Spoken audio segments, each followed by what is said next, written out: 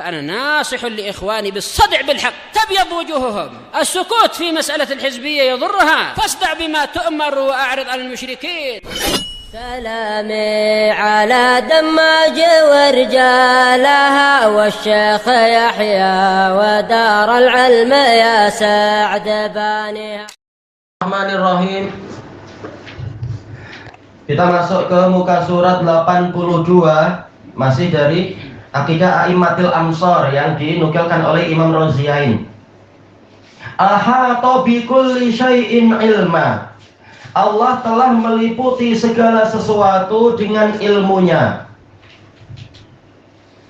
Kita baca catatan kakinya. Qala mu'allif wafaqahullah, fa ahlus sunnah al-mu'minun yu'minuna bi anna Allah astawa ala arsyih. Ahlus sunnah wal jamaah yang beriman, mereka mengimani bahwasanya Allah, yaitu walaupun zatnya istiwa di atas arsy-Nya, wa huwa alin ala jami'i makhluqatih, dan dia itu tinggi di atas seluruh makhluknya, kama akhbarana bih, sebagaimana yang dia kabarkan pada kita, bukan karena kita buat-buat atau sekedar ikut imam Wahabi atau apa kata mereka, tak, Allah yang mengabarkan. Wa ma'adzalik, sekalipun demikian, fala syai'a min khalqihi yaghibu an ilmihi subhanahu wa ta'ala. Tiada sedikit pun dari makhluknya yang lolos dari pengetahuan Allah subhanahu wa ta'ala, yang hilang dari pengetahuan Allah. Semuanya Allah tahu. Baik. Sebagaimana kata para ulama, yaitu apa? Alim fi dunuwih, yaitu dia itu tinggi walaupun dia itu dekat dengan kita. Kemudian apa? Qaribun fi uluwih, dia dekat di dalam ketinggiannya, yaitu zatnya tinggi di sana tetapi ilmunya dekat dengan kita. Qala al-Imam Yahya bin Ammar rahimahullah, la nahtaju fi hadzal bab ila qawli aksara min hadza. Di dalam bab ini kita tidak memerlukan ucapan lebih banyak dari ini, yaitu dalilnya sangat jelas. Tak perlu banyak mensyarah dengan ilmu kalam, tahu-tahu malah salah. An-nu'mina bih, yaitu kita mengimaninya. Wa nanfil kaifiyata'an, dan kita meniadakan penggambaran darinya. Jelas kaifiyah ada, tapi kita tidak perlu menggambarkan. Wa nattaqi syakka fih, kita menghindar dari keraguan di dalamnya. Kenapa ragu? Yang memberitakan Allah. Kenapa kita masih ragu? Wa nuqinu bi anna, ini an-nu'mina berarti wa nuqina bi anna ma qalahu Allah subhanahu wa ta'ala wa rasuluh sallallahu alaihi wasallam, dan kita meyakini bahwasanya apa yang difirmankan oleh Allah subhanahu wa ta'ala dan disabdakan oleh Rasulnya sallallahu alaihi wasallam. Kira-kira jawab annanya apa ya? Khabar anna. Wala natafakkaru fi dzalik, mungkin takdirnya adalah hakun, dan kita tidak memikirkan tentang itu. Memikirkan seperti cara berpikir orang-orang di masa salaf dulu. Maksudnya Imam Yahya bin Ammar ini masih di masa salaf, yaitu para Jahmiyah berpikir terlalu jauh, akhirnya malah celaka. Seperti yang juga di masa siapa itu? Abdurrahman bin Humaid bin Abdurrahman dan Yahya bin Ya'mar, yang mana Ma'bad al-Juhani yataqaffar, yaitu terlampau dalam ketika menggali ilmu tanpa bimbingan salaf sehingga keliru. Wala nusallita alaihil waham, kita tidak menguasakan kepada pembahasan ini al-waham, yaitu kesalahpahaman. Tak perlu kita letih-letih mencari pemahaman sendiri, ikut dalil selesai. Wal khatir, pemikiran, sama khatir pemikiran. Wal wiswas, yaitu bisikan-bisikan. Baik. Ta'lamu haqqan yaqinan, engkau tahu secara hakiki dan yakin, anna kullama tusawwiru fi hammika wa wahmik, bahwasanya segala sesuatu yang engkau gambarkan di dalam pikiranmu dan persangkaanmu, min kaifiyatin au tasbih, berupa kaifiyat, penggambaran, atau tasbih atau penyerupaan, ini wajib koma ya. Fallahu subhanahu bi khilafih, maka Allah subhanahu berbeza dengan itu. Wa ghairuh, dan Allah bukan itu. Iya, karena tak mungkin kita mampu menggambarkan sesuatu kecuali itu makhluk. Berarti Allah di luar itu semua, lebih mulia, lebih sempurna dari yang mampu kita gambarkan. Naqul, kita katakan huwa bidzatihi 'alal arsy. Dia secara zatnya itu di atas arsy, wa ilmuhu muhitun bi kulli syai', dan ilmunya itu meliputi segala sesuatu.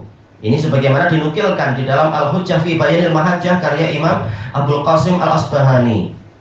Abdul Qasim tahun 500-an wafatnya. Baik, kembali ke atas, laisa kamitslihi syai'un wa huwas samiul basir. Tiada sesuatu pun yang, yaitu benar-benar tiada sesuatu pun yang semisal dengan dia, dan dia maha mendengar lagi maha melihat. Kita baca catatan kakinya, qala mu'alliqu wafaqahullah, hadza muqtabasun min qaulillahi ta'ala. Lafaz di atas itu mengambil cahaya dari firman Allah Ta'ala yang ayatnya sama itu, laisa kamitslihi syai'un wa huwas samiul basir. Makna ayat ini apa sih? Laisa syai'un mithlallah. Tiada sesuatu pun yang semisal dengan Allah Ta'ala yang maha tinggi, li'azamatihi wa kamali sifatih, karena agungnya dia dan sempurnanya sifat-sifatnya. La li'annahu adimus sifat, bukan karena dia tak punya sifat. Kama qalahul Jahmiyah, seperti yang dikatakan Jahmiyah, Allah tak boleh sama dengan makhluk, berarti apa? Allah tak boleh punya sifat. Ini salah, malah Allah yang dikalahkan. Tapi tak ada yang setara dengan dia, karena apa? Sifat dia terlalu tinggi untuk disamai, apalagi dilampaui. Qala Imam Utsman bin Sa'id Ad-Darimi rahimahullah, faqauluna laisa kamitslihi syai'. Ucapan kita bahwasanya tiada sesuatu pun yang semisal dengan Allah, berarti apa itu maksudnya? Annahu syai'un a'zamul asya'. Allah adalah sesuatu yang paling agung, bukan karena tak punya sifat azamah, tapi keagungannya terlampau tinggi sehingga tak ada yang mampu seagung dia. Khaliqul asya, dialah pencipta segala sesuatu, sementara yang lain makhluk, bukan pencipta. Ahsanul asya, dia adalah sesuatu yang paling indah. Nurus samawati wal ard, dialah cahaya di langit dan di bumi. Dalam qiraah Ibnu Mas'ud apa? Munawwirus samawati wal ard, yang menyinari, yang memberikan cahaya kepada langit dan bumi. Wa qaulul Jahmiyah laisa kamitslihi syai', ya'nuna annahu la syai'. Adapun pendapat Jahmiyah, makna ayat laisa kamitslihi syai', maknanya adalah Allah itu bukan sesuatu. Kenapa? Manusia kan syai', sementara Allah tak boleh sama dengan makhluk, berarti Allah tak boleh menjadi syai'. Berarti Allah tak ada lah, naudzubillah. Ini celaka. Ini menunjukkan tidak setiap orang yang mendatangkan dalil dia tahu cara istidlal. Baik. Tak boleh kita semata-mata, oh dia punya dalil, dia punya dalil. Lihat betul tidak cara pendalilannya itu. Dan seperti dulu, berapa? 20 tahun yang lalu kah, tahun 1995 itu, 20 tahun kah berapa itu, yang dulu para sururion mengatakan, oh tak boleh kita mencela Muhammad Surur dan lain-lain. Karena apa? Mereka juga punya dalil. Yang penting bukan sekedar punya dalil, betul tidak istidlalnya itu. Sebagaimana kata Syekhul Islam dalam Ar-Raddu 'alal Bakri, orang itu membawakan dalil tetapi la yuhsinul istidlal. Dia tak pandai di dalam mendatangkan pendalilan. Baik. Kata beliau, li'annahum la yusbituna fil asli syai'a fa kaifal misl. Karena pada asalnya memang mereka tidak menetapkan sesuatu apapun untuk Allah, maka bagaimana dikatakan ada yang semisal? Baik. Minimalnya paling tidak apa? Allah itu syai' tetapi ya tidak sama dengan yang lain. Mereka mengatakan tak, bahkan Allah tak boleh dikatakan syai' karena makhluk itu syai'. Nah, bagaimana akan membicarakan masalah misal? Ini menunjukkan memang akal mereka lemah dan bahasa mereka itu lemah, tak paham bahasa. Tatkala Allah meniadakan misliyah menunjukkan Allah adalah syai'. Dan tatkala Allah mengatakan tiada sesuatu pun yang semisal dengan dia, menunjukkan dia adalah syai' yang tertinggi dan paling sempurna. Itu baru pemahaman yang betul. Dia ada dan terlampau tinggi untuk disamai.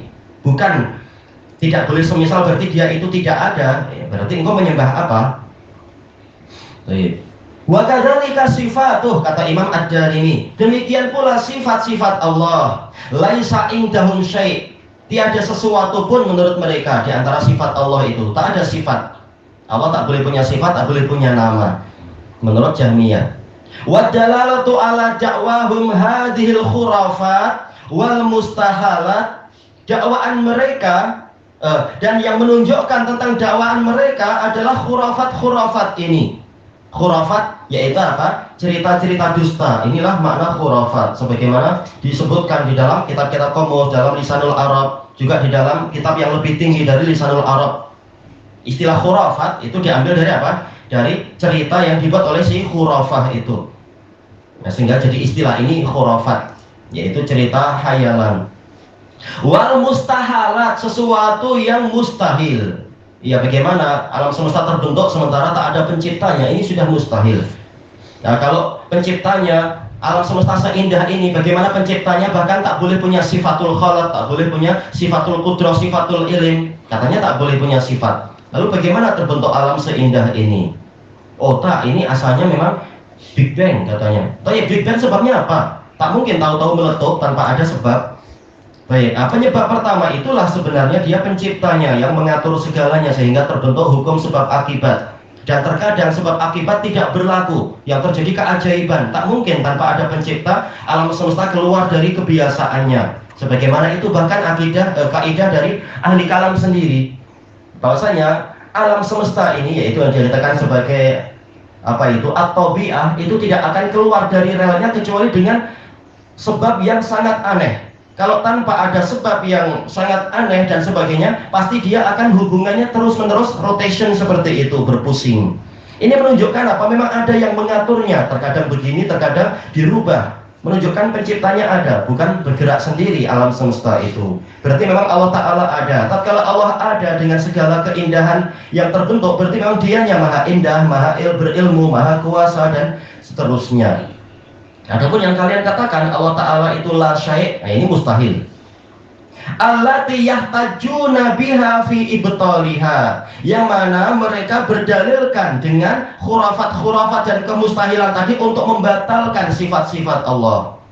Wa takhadhu qaulah, mereka menjadikan firman Allah Ta'ala laisa kamitslihi syai' dan satan alal juhal sebagai penipuan, dalsah tadlis, yaitu menyembunyikan aib kepada orang-orang yang jahil. Nah, orang jahil tak tahu lughah. Oh betul juga ya, tak ada yang setara, tak ada yang semisal dengan Allah. Berarti tak boleh. Allah Ta'ala itu di atas aras nanti sama seperti raja. Nah, itu orang jahil, tak paham lughah. Ini pentingnya untuk memahami lughah dan belajar lughah kepada ahli sunnah, bukan pada ahli kalam, nanti salah lagi. Liyurawiju alaihim bihad dalal, untuk melariskan kepada mereka dengan ayat tadi, ayat yang dipesongkan itu kesesatan, melariskan kesesatan. Kalimata haqqin yubtagha biha batil. Kalimat hak, jelas ini ayat Quran, tetapi yang diinginkan darinya adalah kebatilan, bahwasanya Allah tak punya sifat. Akhirnya apa? Awal ayat dibuat kontradiksi dengan akhir ayat. Padahal akhir ayat menunjukkan sifat. Wa huwas samiul basir, maha mendengar, maha melihat. Berarti Allah punya sifat. Diisyaratkan, disebutkan dari namanya itu. Wala in kana sufaha'u fi ghalatin min madzahibihim. Kalaupun, kata beliau, kalaupun orang-orang yang sangat bodoh, mereka keliru dalam madhab-madhab mereka, namanya bodoh. Selalu yang namanya juhal itu adalah dhahayal fitan. Orang jahil itu pasti akan menjadi mangsa, menjadi korban dari fitnah-fitnah selalu. Karena jahil tak punya senjata dia. Innal fuqaha minhum ala yaqin, maka sesungguhnya para fuqaha akan di atas keyakinan dari mereka. Nah, para orang jahil boleh ditipu, tapi para ulama kalian jangan coba-coba menipu. Ulama yang betul-betul ulama. Nah, selesai dari Naqat ad-Darimi. Ini menunjukkan pentingnya belajar, pentingnya untuk bertanya kepada para ulama dan seterusnya. Ilahuna wallahu a'lam.